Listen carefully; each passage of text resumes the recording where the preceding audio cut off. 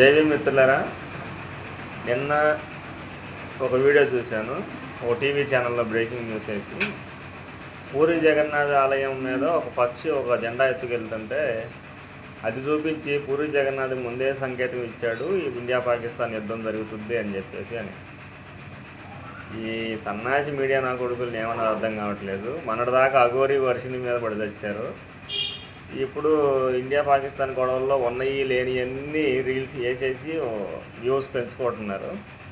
ఇప్పుడు పూరి జగన్నాథ్ ఆలయం మీద ఒక పౌరం జెండా ఎత్తుకెళ్తే దానికి పూరి జగన్నాథుని ముందే సంకేతాలు ఇచ్చాడని ఇట్లాంటి వార్తలు వైరల్ చేస్తారు.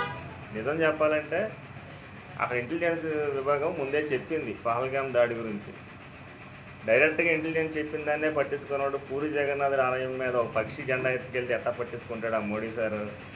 ఏం ఆలోచనలు, ఏం లెక్కలు! ఈ వ్యూస్ పెంచుకోవడానికి ప్రతిదాన్ని దాన్ని ట్యాగ్ చేసి మీడియా ఛానల్లో మనం రాంగ్ ట్రాక్ ఎక్కిస్తున్నాయి. అదొకటి. అట్లా పోతే ఈ మధ్యకాలంలో ఉగాదికి కానీ లేదంటే ఇతర సందర్భాల్లో జాతకాలు చెప్పేవాళ్ళు, పంచాంగం చదివి దేశ భవిష్యత్తును నిర్ణయించేవాళ్ళు అందరూ కూడా పంచాంగకర్తలు, ఈ యొక్క సిద్ధాంతకర్తలు అందరూ ఏమయ్యారు?